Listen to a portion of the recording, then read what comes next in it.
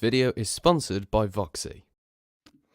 Hello everybody and welcome back to the Blues Focus podcast with me, Tommy Kelsall, Jamie Lawler, and tonight's special blues guest, Paul Hipkiss from the Tilton Talk. How are you doing, mate? I'm good, thanks, Tommy. Yeah, not too bad. Thanks for asking me on. It's a pleasure to be here. It's a pleasure to have you on. It's good to have a bit of an outside opinion rather than just me and Jamie rambling on about his stuff as usual. But yeah, Jamie, how are you doing this evening, man? Sound all good. Ready for hopefully a more positive pod than we had last week, for the love of God. Yeah. They've seemed to be good at timing like the fans' mood. I think the board recently, haven't they? Like they've sort of regained a bit of their sort of, perhaps, I don't know, I can't think of the word, but we are all in blue shirts tonight for the first time ever. Paul's obviously wearing the 93-94 shirt. I'm wearing Rowett's shirt that he wore from the time he was with us as a player. I did look for like some of the shirts he had. We had when he was manager last time, but I suppose I could have worn this season's shirt now. But yeah, to kick us off, I'm just going to read a little bit of the statement that the club released last night at around 10 o'clock or 9:45 sort of time. And the statement said, Birmingham City can confirm manager Tony Mowbray will take a formal medical leave until the start of the pre-season. The club has appointed interim manager Gary Rowett with immediate effect for the remaining 8 games of the season. The statement goes on to say that the decision was made by the board and leadership team with Mowbray, who identified Rowett as the right man for the role. Also, assistant Mark Venus will be taking a leave of absence and rejoin Mowbray at the same time at the start of the season. First team coaches Ashley Cole, Pete Shuttleworth and Mike Taylor will still be at the club. Chairman Tom Wagner said, quoted, saying, the board and club leadership fully support Tony's decision to take his time off and focus on his health and his family. We continue to wish Tony and his family the very best.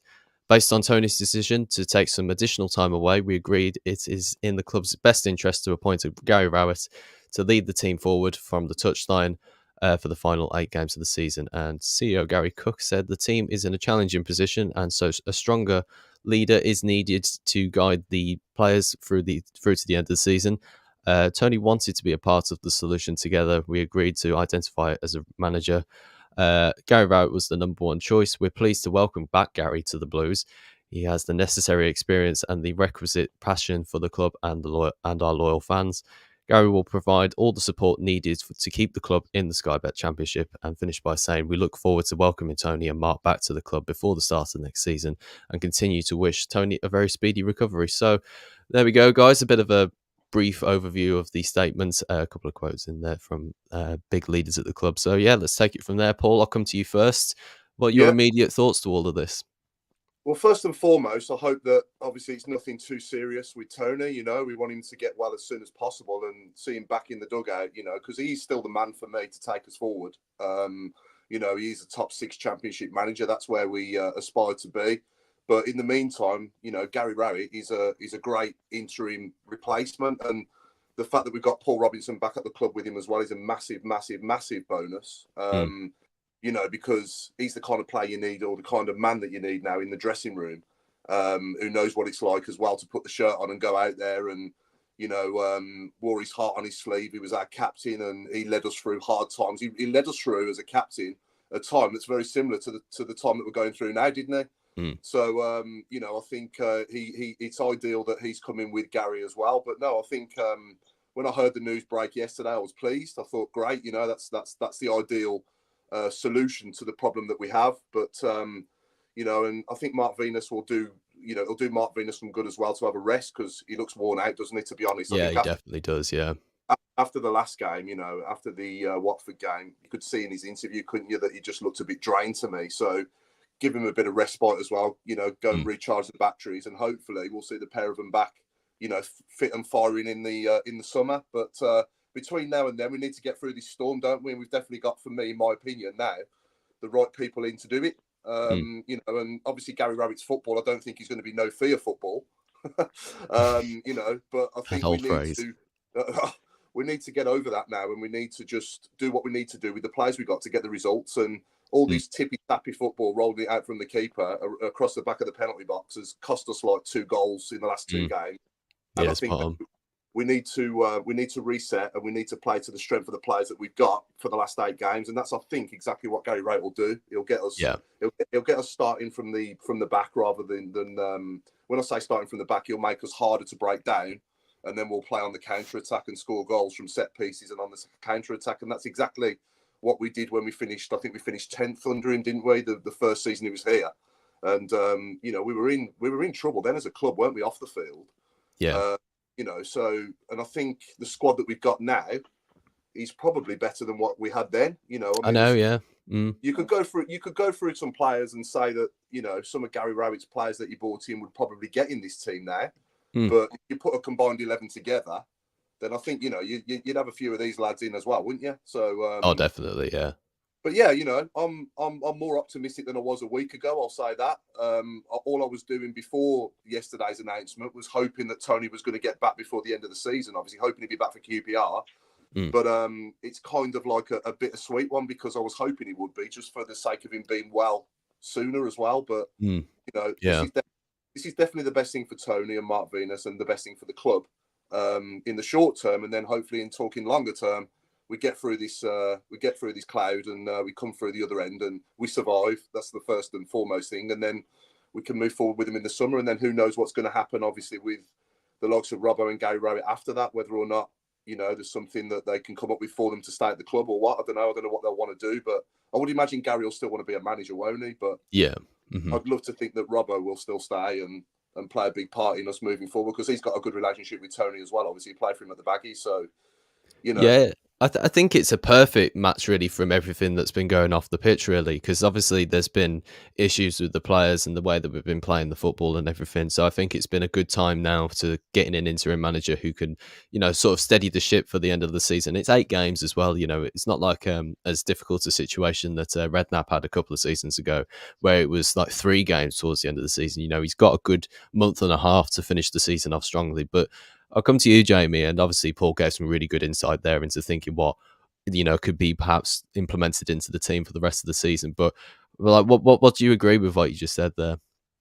I agree with pretty much everything Paul has just said, and I think it's massive. I think Mowbray as well, the same. I agree, and I think whatever health condition he's got, we just need him to rest up and be ready for next season. He, for me, is also the man to push us forward.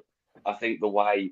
Obviously, we all have heard rumours and spits and spats of why Rowett initially obviously got the chuck all them years ago. And I think it's good for him to come back and finish the story as well. Yeah. Get his proper send-off to St Andrews, come back to the club he played for, the club he managed, the club. We had good times under him. Round the club was mental, but he got us on the pitch and we got us solid. And if there's anyone who understands this club right now who was out there as a manager, it was Rowett. If there's anyone who understands what it means to wear this badge, go out and fight, Robbo's that guy who's going to fire them up in that dressing room. We said last week, didn't we, Tommy?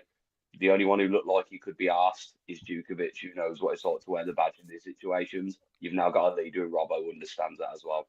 Nothing but massive and great things come from that.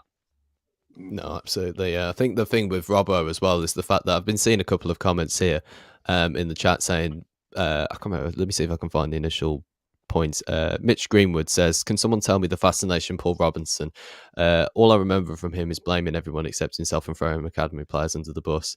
There probably might be some of those things in there, but I personally think that a lot of Blues fans have a real good connection with Robinson. Is because he was sort of the last of a dying era, I think, for a lot of Blues players, where like Kifton Bell was in the team, we had Djukovic, we had Robinson, and a couple of other players who were like proper Blue style players, who were willing to die for the badge, get stuck in every week and have a real good atmosphere of it. And obviously we're bringing a Stephen Carr podcast interview later on.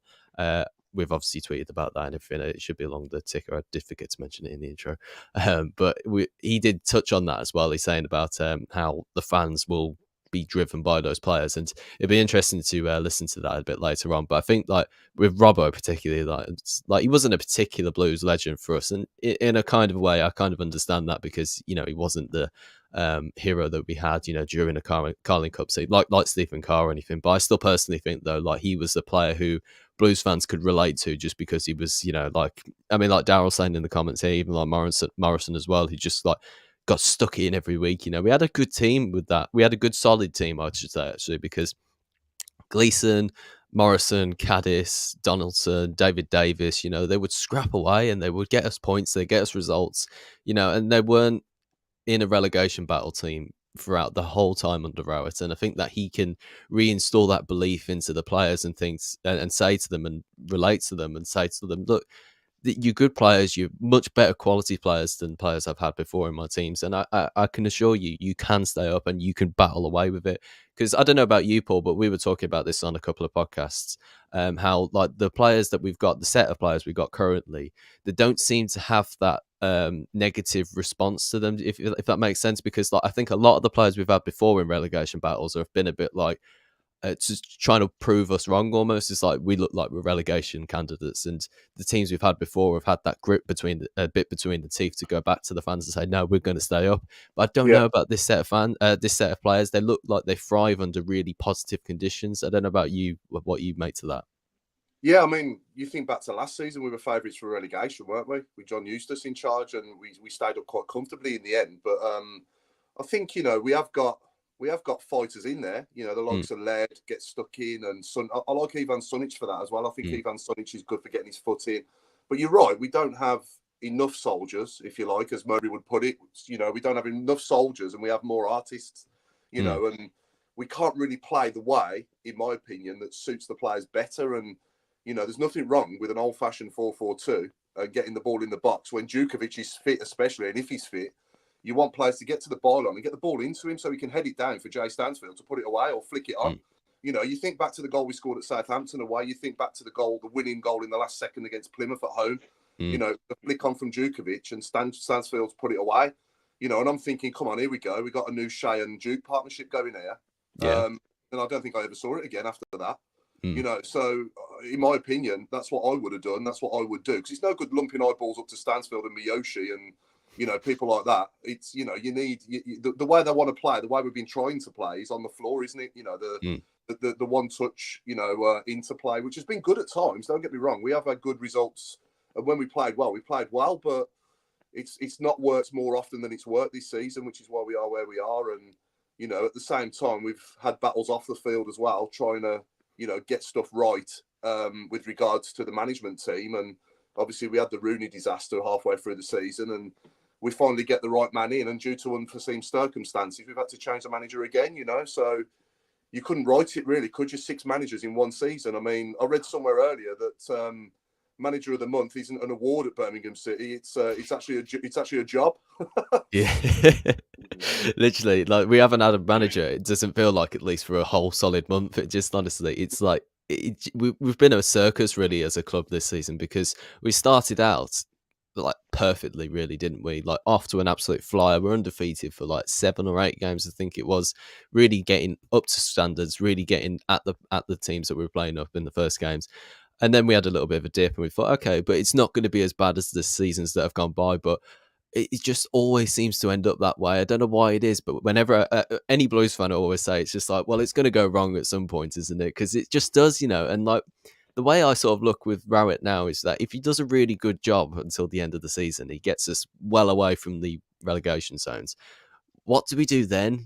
Because do we then say to Mowbray, look, you in particular, if hypothetically, I do need to be careful with my words here, if he's not particularly feeling too great to come back into a managerial position and decides to take his time away a bit longer, then do we put Rowett in charge again? And does that then falter for the next season? Because we've had this with managers before, like we had it with Redknapp. We had a great end to the season where he was so solid with us and he kept us up and the feeling around this was great, and we put him in charge, and then he did terribly, a horrible start to the season, lost so many games, and all the players that bought in, just never really worked out for us as well. So it's like, what do we do now towards the end of the season? Because we've obviously had Tony Mowbray in, who is going to be a fantastic manager for us. I'm sure of it still. But then with Rowett on top of it, it's like, what happens at the end of the season if Rowett does well? I think that a decision will have to be made in the summer. A lot of it will depend on how Tony is by then, and I'm sure Tony's the kind of guy that will just come out and say, look, I'm not well enough and I need to step away. And he probably will do that if he's not well enough. But I hope to God he is well enough, and I hope to see him back. Because for me, without sounding harsh, obviously I know Gary Rowett is a good interim replacement for him in the meantime. But if you offered me Tony Mowbray or Gary Rowett as the manager, I would probably go for Tony Mowbray. I'm not Oh gonna yeah. lie, you know. No, I agree with that. Yeah. Yeah. I agree. I do, yeah, because I think he's still got more of a managerial hiatus than no, not hiatus, status than Rowett does, because he's done more really as well. He's been a Premier League manager and been a fairly up to standard Premier League manager as well. Yeah. But yeah, what do you make to it, Jamie? Then, because like with the point I just made in terms of like if Rowett does a really good job till the end of the season. I've had so many. I've got a couple of group chats, and we've had so many debates about this exact situation. Someone literally wrote saying, "Imagine Rowett walks in, wins 5 out of 8 towards the end of the season. Can't really sack him off, then, can you?" And I'm like, well, but if he's coming with the knowledge, surely that Mowbray will come back in the summer. I think for him, he didn't have a job. It's probably the longest in his managerial career he's gone without a job. This is the chance for Rowett as well to kickstart his managerial career back after Millwall. It I think opens the doors to a lot of things. Yeah, sorry, Jamie. I think it's a win-win. I think, Yeah. hopefully we're going to win because he'll keep us up, and he'll win because he's putting his stocks back up, and he's getting himself out there again, and he's putting himself out there as a good Championship manager, which is what Gary Rowett is. So he's got Derby to the playoffs, hasn't he, before? And unfortunately he lost in the semi-finals, didn't he, to Fulham, I think it was at the time. And he's 10 years younger than Tony Mowbray, so he's got plenty of time on his side, and I do wish him well in the future if he does move on at the end of the season, and I hope he does well wherever he goes after. But for me, Tony Mowbray, he's the man to take us forward and get us into that top 6 eventually. Agreed, yeah. I do agree with that. As much as like I think what a lot of people are having at the moment is the sort of nostalgia with Rowett, and obviously we haven't played any games yet. So if we play against QPR on next Saturday, then it might be a bit of a wake up call if we lose or something like that. It's all up in the air at the moment because we don't know exactly what's going on with the club and what's the future's going to hold and everything. So I think it's still interesting to have a look at and everything. But obviously there was other suggestions going through before Rowett was put in charge. Obviously, Neil Warnock was another suggestion that was perhaps in the fray and everything. But I think Rowett is just the best for the club. And like they said in the statements earlier, it fits everything that's going right with the club at the moment. It'd be a good boost for the fans, I think, as well, because they remember the good times with Rowett, and to have them back, it's like, I don't think we've ever done that before as a club. Have we ever reappointed a manager before? I don't think we have in my time. I'm trying to think. No, I don't think we have. It definitely hasn't been something anywhere near as that. We've had players that have come back as managers, like Bowyer when he got put in charge. That was like a real good boost for the fans and everything. But I feel like that's the sort of same thing we're at the moment, because we're in real trouble we're in a mathematical relegation battle, even though I don't think we'll be in a relegation battle come the last 2 games of the season.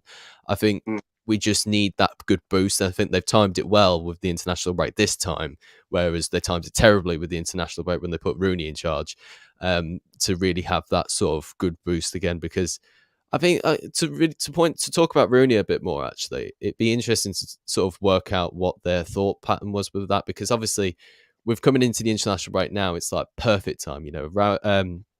Rowett's going to come in, have a good week or so to sort out the players and everybody. He's been pictured with some of the players today in the training groups. So, already the fans are going to feel great about that. But with Rooney, like the timing of it all, I mean, like obviously everybody's pointed this out on the podcast before, but like it's a good demonstration of how to do business, football business in particularly, right? You've got to time these things as well, because like we all agree, like this is a perfect time to put Rowett in charge. But whereas the one we used to sacking after he just won against the Albion for the, what was it, 4th time in a row or something like that he did for us, like with this one, it's much better than it was with Rooney. Yeah, you got me thinking now. The first thing you're racking my brains with is as a manager ever left and come back. And I remember, God rest his soul, Trevor Francis resigning when he was our manager. He resigned because I think somebody said something to his son in the main stand that he didn't like. So he just decided to step away immediately, and he was gone for about 48 hours, I think. And then he came back in. It was all sorted out, and he was out again. I remember that. I don't know if it was as long as 48 hours, but don't quote me on that. It might have only been like one night or something, but he did resign. He did hand in his resignation and left. And I remember being gutted as like a teenager at the time. Yeah. But yeah, he'd only been here about a year at the time as well, and we just missed out on the playoffs, and we were doing quite well that season as well. So yeah, I remember Trevor resigning and then changing his mind. as a manager. That's the only thing I can come up with remotely, like what you've just asked. Yeah. And then I think if you remember when Rooney took over, it was also the international break. But the problem then was Ashley Cole was with the under-21s, England under-21s, and John O'Shea was with the Republic of Ireland. Yeah. So there was only Rooney and Pete Shuttleworth, I think, on the training ground with the lads. So it was all a bit unorganised and a bit of unorganised chaos at the time, wasn't it, if I remember? Yeah, it definitely was, because all the photos, you're right, actually, yeah, it was just Shuttleworth and Rooney at the time, yeah, you're right. Yeah. So I think their intention there was to get us to try and play more possessive-based football, and they showed us, didn't they, that most clubs that do well in this league are the clubs that look, the teams that look after the ball the most and keep possession the most. And that was it. Yeah, that was at the open house, wasn't it, last time? Yeah. But I remember saying at the time, I'm thinking at the time that we just don't have the players to do that. We have not got the players to do that. You can't ask Ruddy to play out from the back and be a sweeper keeper. He's a good goalkeeper, John Ruddy is, but his strength isn't the ball at his feet. Yeah, definitely. So you have to play to the players' strengths that you've got, and I think Rooney really should have grasped that quite early into his reign with us. I thought, but he never did he? He kept persisting with trying to play this way, and ultimately there was only going to be one outcome, wasn't there? I don't know what the thing was with Rooney. I don't want to say like it was arrogance or anything, because I don't think it was. I don't want to say ignorance either, because the terms probably don't define him very well. But there was just never something right with Rooney. But they've timed this one perfectly because of where we are in the championship as well. It's not just from where the fans are feeling, with obviously the lull of having Mowbray out, and obviously off the back of everything that Rooney's done. It's also the fact that the man who they've put in charge is going to get the tune out of the players until the end of the season. The only thing I am slightly cautious about is the end of the season now and the start of next season, how that goes on afterwards, because I just don't know whether the owners can, or the board, or anybody who's got the decisive say on how the players and the team are going to look on the pitch. Because really what we do need is that core culture of Blues back, that team that are going to be dying on the hill really for the club, and everything, and those type of characters back. And the reason why fans loved Rowett last time is because that he identified with the fans what they wanted to see, and we were talking about that a couple of podcasts ago, weren't we, Jamie? Just in terms of that, we need that sort of identity back in the team, and then the fans will give them the reaction, won't we? And we said we just need to be a horrible team again. There's no point playing this pandery tiki-taka football. I'm all for it. Yeah, it looks great on the eye when it works. You said, Paul, we haven't got the footballers to be playing this. My God, we're just gifting teams ridiculous errors at the minute for 1-0, 1-0 wins, 3-1-0 losses on the back to back. And them last two are just defensive balls ups, man. We can't, that ain't going to happen under a Rowett. I don't care about the style of football we're playing right now. You'll get a result under Rowett. And that's play dirty, nasty 90 minutes of football. Route one, if you've got to flick it down, get it up to Duke if he's fit and play off him. That's worked before. It will work again at the minute. Right now, we can't afford to go down. No. I go to St Andrews for the 3 points. That's my biggest hope when I'm traveling there. And when we lose games playing well, I'm not walking away saying, "Oh, that's all right. We played well." You know what I mean? I'm gutted because we lost. I'd rather win ugly than lose playing well. No, 100%. I think that most fans do as well, because there isn't a game that I've been to lately is where we've just been like, all right, fair enough, we played well, but the results are not one of those. It's just like we're not in that position, and we've been in the championship for 13, 14 years now, haven't we? Or coming up to that sort of time, really. And fans don't want to see good football but unlucky results. We've had that for fucking ages. We want solid results after maybe a little bit of a crap performance. We want to be up and away. We've had far too long in the championship, and when people have been saying on social media, and it is only a handful, but it does sort of irritate me, where I see them saying, oh, well, maybe going down to League One will be a good time to reset and everything. I'm like, oh, please just don't, honestly, because we don't need that at this current stage. The fan base is in a tricky position. We've had all sorts go on in these last however many years. We've had a proper roller coaster as well, from winning the Carling Cup to getting relegated to having a Europa League season in the Championship, and then consistent relegation battles and everything. It's just been like that the whole time, really. So it's just trying to keep some sort of sanity in the fan base. We don't need to go down to League One. We need to push back towards the top of the table and have some real emphasis in feeling good about the club again. And I think that's perfect with Rowett coming in now, because even though there's a couple of people saying poor football's on the horizon. They won't mind as long as we're winning, and that's all that I care and that everybody particularly cares about, isn't it? You can go back to Alex McLeish. Alex McLeish was a defensive coach that played counter-attacking football, and we got a lot of 1-0. If you remember the season in 2009, 2010, we finished like 9th in the Premier League, our highest ever. And I think we had something like 9 1-0 wins, didn't we, that season? We went about 13 games or 14 games unbeaten.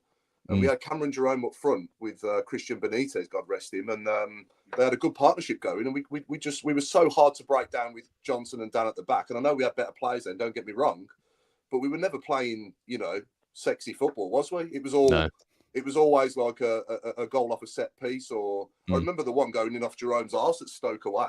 Yeah, exactly. Yeah, we won 1-0. You know what I mean? Yeah. Who cares?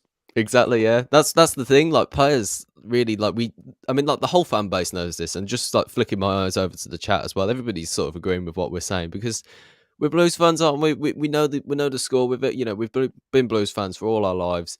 Like we were talking a bit before we came on the chat about before we came on live and talking about first Blues games and the Carling Cup games and everything. Like it's enriched with us. We want to see that type of football. Because we all do. Like when.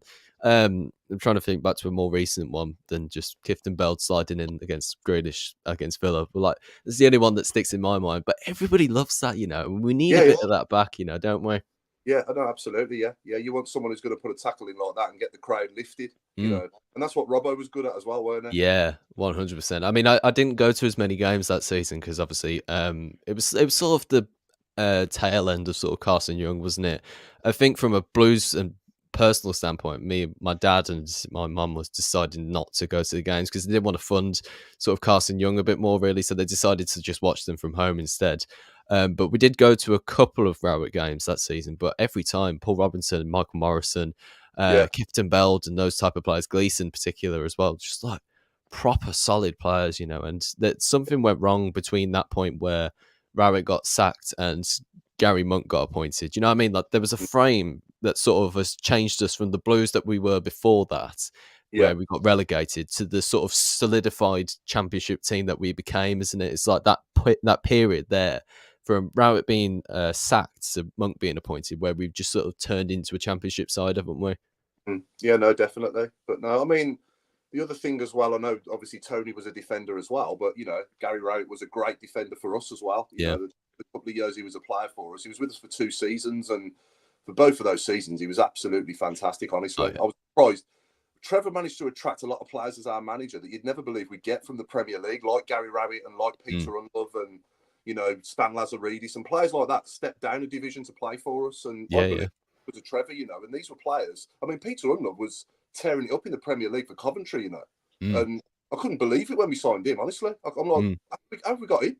I think Stan's the big one though, isn't it? It's like Stan Lazaridis. He was the one that sort of made people think, okay, we're back in for a Premier League push here now, because we'd been, was it 3 seasons we had on the trot in that sort of late 90s period where we just lost all to semi-finals. Yeah, don't remind me. So, it's the one against Barnsley that makes me laugh the most. It's just like 4-0 in the first leg. that was in the shirt you're wearing there, Tommy. Well.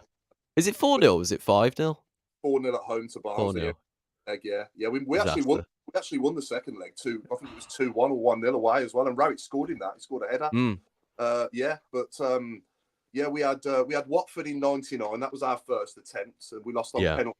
Chris Holland missed the decisive penalty in that one, and Gary Rowett scored a penalty in that. I remember him having a header as well off the corner, which went just over the bar. And that was one of the best atmospheres I've ever sat in St Andrews. Before the game, the build up to that game, it gives me like tingles now talking about it and thinking about it. And then after that, it was obviously Barnsley in 2000, which we've just mentioned. And then 2001 was Preston, and we got we won 1-0 in the first leg, and then we drew 1-1. I think we lost 2-1 away. I think it was, if I remember, which made it 2-2 on aggregate. Because Horsfield scored there, we were 1-0 up, and then I think they equalised, and then Mark Rankin scored like in the last kick of the game. All the way to extra time, and then we lost. We missed out on penalties, and there was a big uproar about which end the penalties were going to be taken. Yeah, of course, yeah. And Francis walks us off, doesn't he? Yeah. Decides not to be a part of it, but then obviously comes back and we lose. Yeah. But the Preston one was after, because Rowett had moved on to Leicester then. He wasn't with us then. But he was with us for the Watford and the Barnsley playoff semi-finals. And then obviously the following year, 2002, we finally make it and we beat Norwich Cardiff, which was one of the best days of my life. Well, speaking of which, actually, now that you've mentioned that, we've had like a good couple of defensive managers. It's like Steve Bruce, defender, great manager for us. Gary Rowett, defender, great manager for us. McLeish, defender, great manager for us. Gary Monk, defender, great manager for us.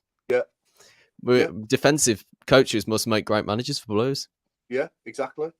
Yeah, I mean, Southgate's not everyone's cup of tea, but he's not doing too bad for England, is he? He's done a lot better than Roy Hodgson did, and true. That is very true. Yeah.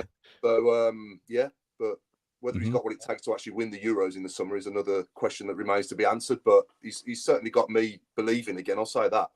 Oh, absolutely, yeah. No, it's a fascinating one to think about, really, in terms of how the future is going to lay out for Blues and everything.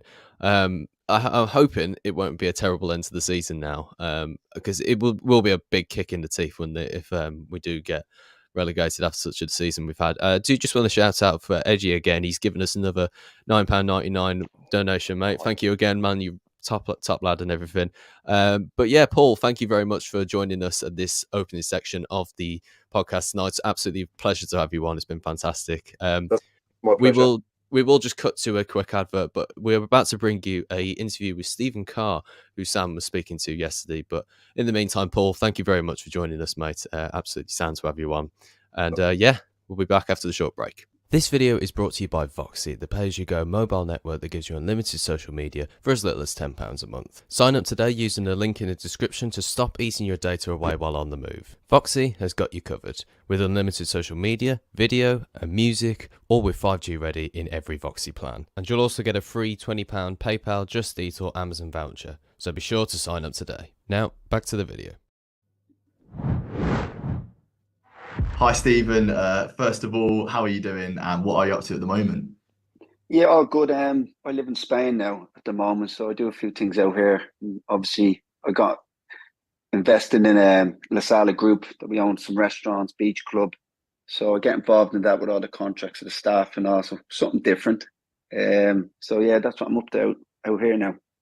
Nice. And obviously there's only one place we can start on, Blues Focus, the Birmingham channel, all about the Carling Cup final. You were the captain of that side, the greatest side I've ever watched. I was 9 years old, front row, sort of in the middle bit, and it's a memory that I'll never forget. And in terms of sort of your emotions playing in that game and lifting the trophy, what was, I suppose, the overriding emotion in that time? To be honest, like, going to the stadium, obviously, going to a special place, Wembley, you know what I mean, has such memories over the years for football. I've been there before, the old Wembley.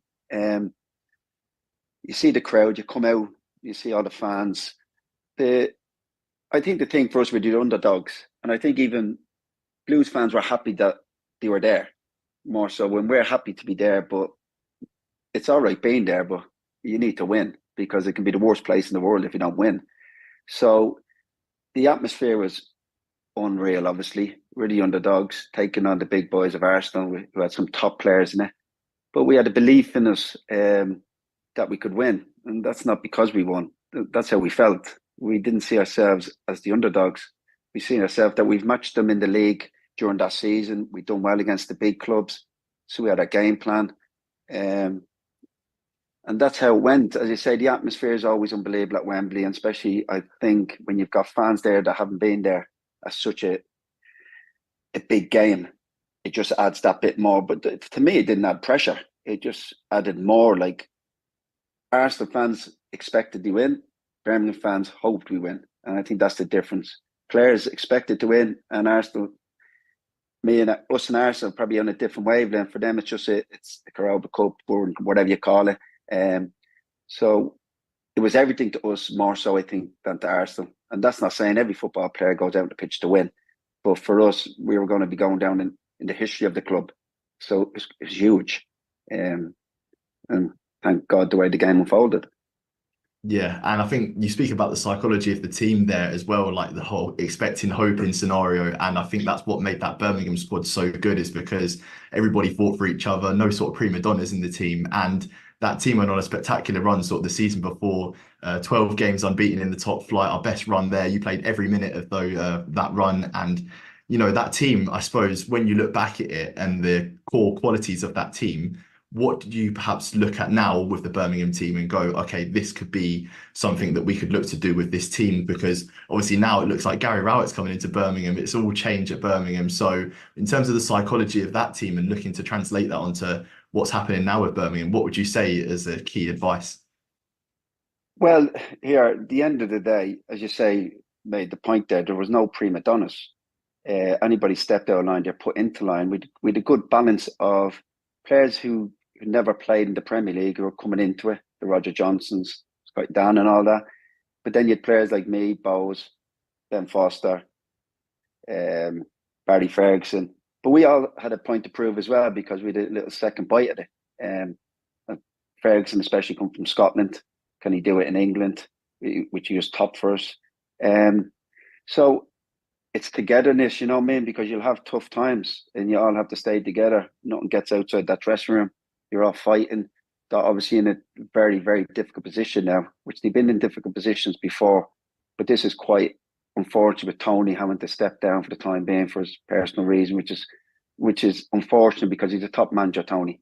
And then it lands on the assistant. It's not quite the same, even though he's very experienced. Gary Rowett was done really well at Birmingham. As I said, I just seen that he could come in as an interim manager because they're in a desperate situation now.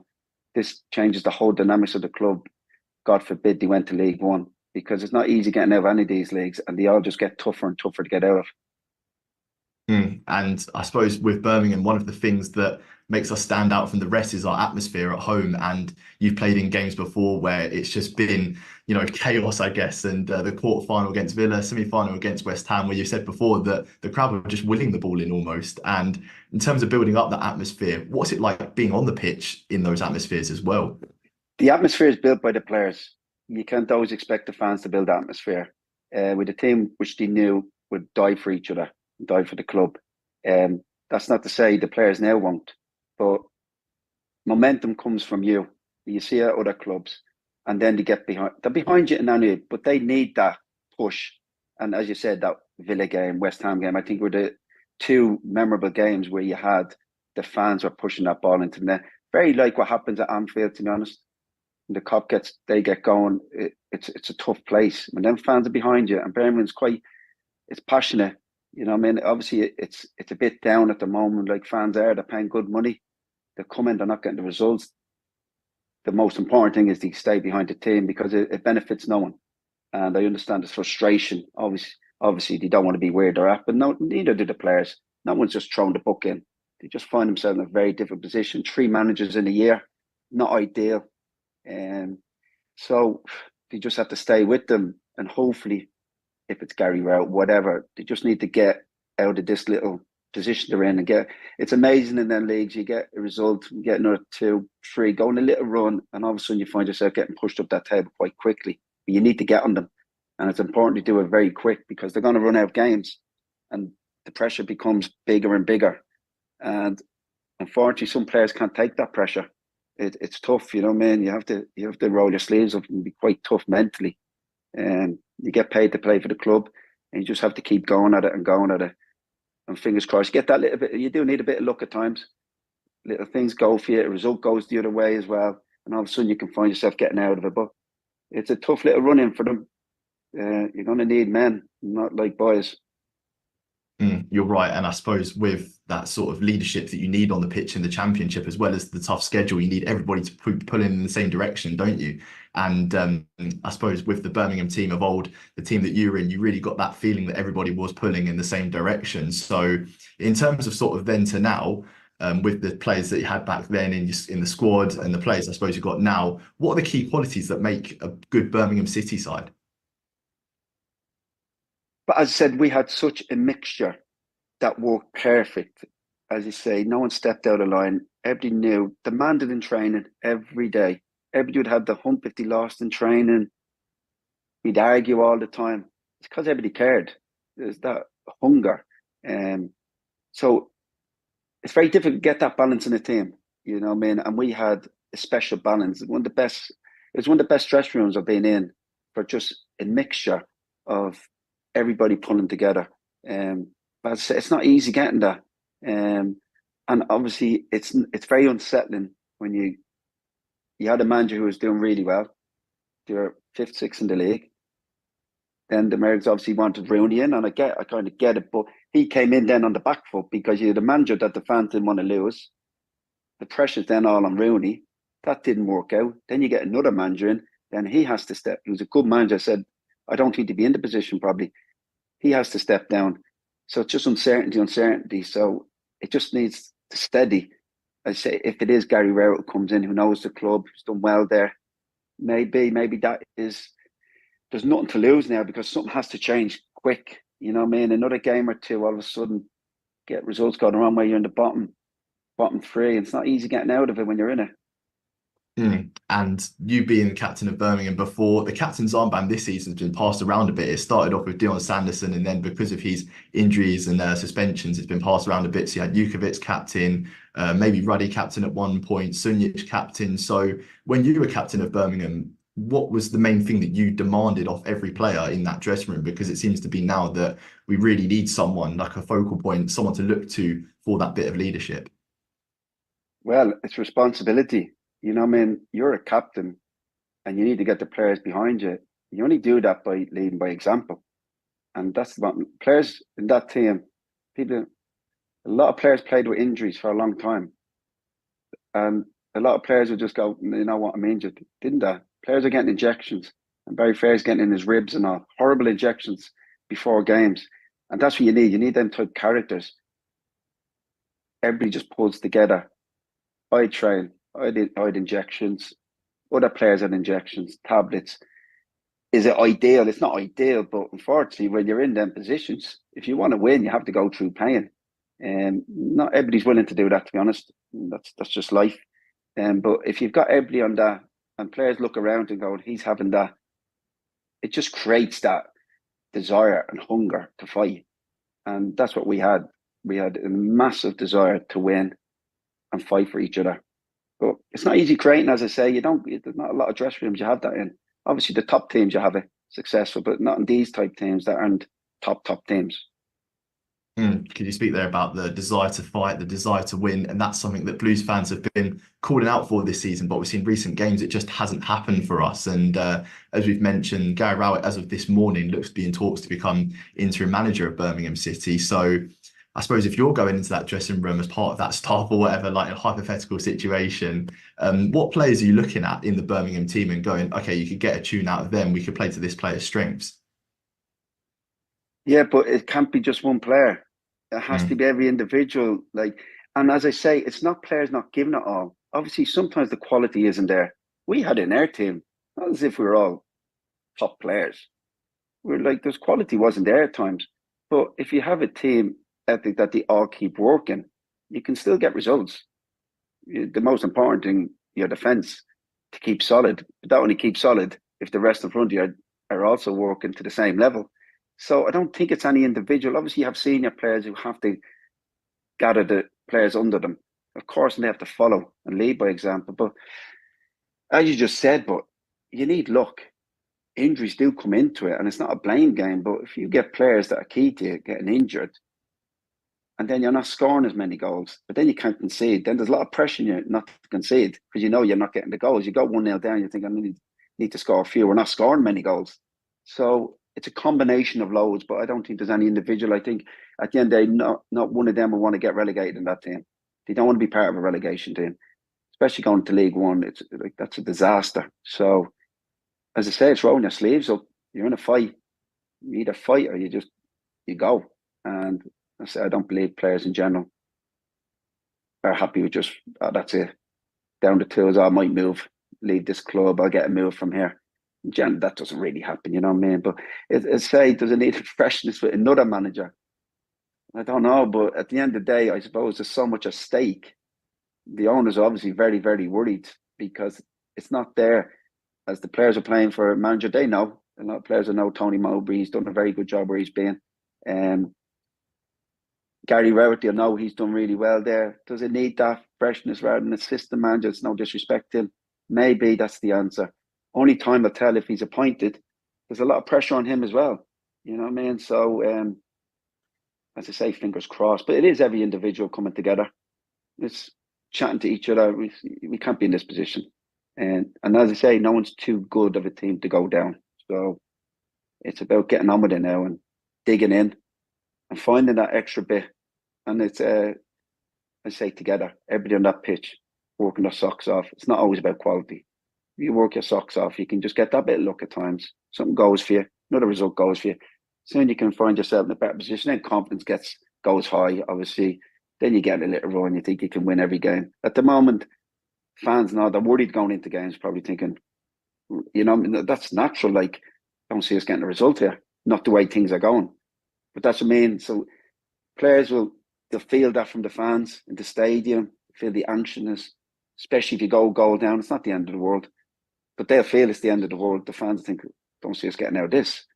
So it's everybody coming together as a club, fans, players, and all going in the same direction, just try to get out of it.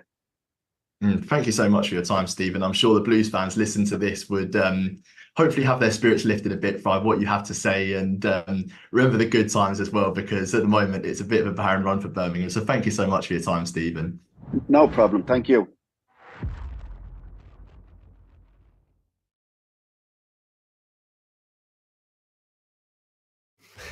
So there we are, Stephen Carr on the Blues Focus podcast. Absolute pleasure to have him on. What a legend. Yeah, Jamie, what do you make to that interview? There's quite a lot to unpack. Obviously, it's a bit of a longer segment than we usually do, but yeah, mental to have him on, wasn't it? Oh, he's just amazing, and he's a great guy, obviously very knowledgeable, understands what it's like to battle and fight as well. And it's just hearing the words of a former captain, understanding the assignment and going, right, here's what we do. You pull your socks up, you all got to work for each other at this point. And he's right in what he's saying, you know. A lot of modern day footballers have lost that kind of, they're having injections. Barry Ferguson had horrendous rib injury. He's taking injections in his ribs to play for the shirt, like, and they all had a point to prove. And I feel like we need that back, and I think Rowett might be the man to install that into with Robbo again. Yeah, and kind of gain that fight back again. How many times have we said it this season, you know, and that McLeish team that he speaks about, we were shithouses from set pieces. We haven't had that this season. Things like that I think Rowett's going to bring back, you know, become nasty from set pieces again, become absolute animals on the pitch, work hard for each other, and just become, if you're not going to win the game, if you can't win the game, avoid losing the game for the love of God. Like, how many times we've thrown a goal away late on this season? Just stop conceding stupid goals. It's infuriating. Yeah, it is a frustrating scenario we find ourselves in, really, because like he's saying there, you know, you've got some good players in the team, you know, you just need to rebuild a sort of team mentality around it and don't get sucked into this defeatist mentality if you go a goal down. And I'm probably a bit of a victim to that sometimes. I feel like, we're a goal down, we're going to lose this game. Yeah, it's game over pretty much. But yeah, I think I agree with pretty much everything he says there, really, in terms of just like getting, you know, the team back together, get a good, strong atmosphere back together. And also, I do agree with him on a point that I've been raising lately about him, the players given the atmosphere, the fans to make, you know. So it's been interesting to see what he was saying about it. But I was also quite impressed with what he still kept up with Blues on and everything, you know. But he's just the leader, isn't he? And that's what he gets out of all of this, you know. You can see it in him, you know. He's just like a proper leader, and people that like that nowadays, like you say, just don't really come as they did as with people like Carr and everyone. Yeah, I mean, Carr came back out of retirement to play for this club, you know, and that's the kind of man he was for us. And he came out of retirement, he played for us, and he was exceptional, wasn't he? Yeah, he was just amazing. Such a great player. He wasn't just like the captain on the pitch that everyone looks at. He led like the captain. He was the captain of that club for a reason. And that's what you need to look at now. And Dion's club captain, and Dion, you know, I feel like he could, and he needs to put his socks up, and he needs to look at everyone and just draw us all together now and go, right, here's what we do, let's go for it. Yeah, absolutely. Yeah. I think that's a very good point to stop, actually. We will be doing a podcast next week because of this sort of international break and with the news coming out. We'll do a review of the QPR game, maybe a bit of a recap of some of the news that's been coming out as well, maybe over the next few weeks. But apart from that, thank you for everybody that's tuned in tonight. We've had a fair few views. coming in from different people, a few different people in the chat as well. Also, massive thank you to Paul, who joined on the chat earlier. Incredible insight we had with him, a great conversation. But yeah, thank you to everybody. Anybody new to the channel, be sure to like and subscribe. We will be doing way more content in the next few months as well. You know, we'll be doing loads of stuff over the summer as well that we've got planned and lined up. We've got a couple of other big podcast guests that we can hopefully get towards the end of the season. We are in contact with them. Obviously, we did the Stephen Knight podcast at the start of the year. That was big for the channel, and we were massively impressed with Stephen and everybody. You know, it's just like it's starting to become like a bit of a reality, isn't it, Jamie? It's a bit weird for us to, you know, be a part of this and everything, but like we're trying our hardest to bring you as much great content as we can. So yeah, subscribe, and any suggestions you've got, be sure to get them in the chat and in the comments, and tweet us. We've put our socials along the bottom. It does take a while to revolve back around, but you know, but you can find us in the link in the description. But yeah, thank you guys for watching this episode of the Blues Focus podcast. Thank you, Jamie, for joining me once again. Oh god, that was a cock up of an outro. Keep right on.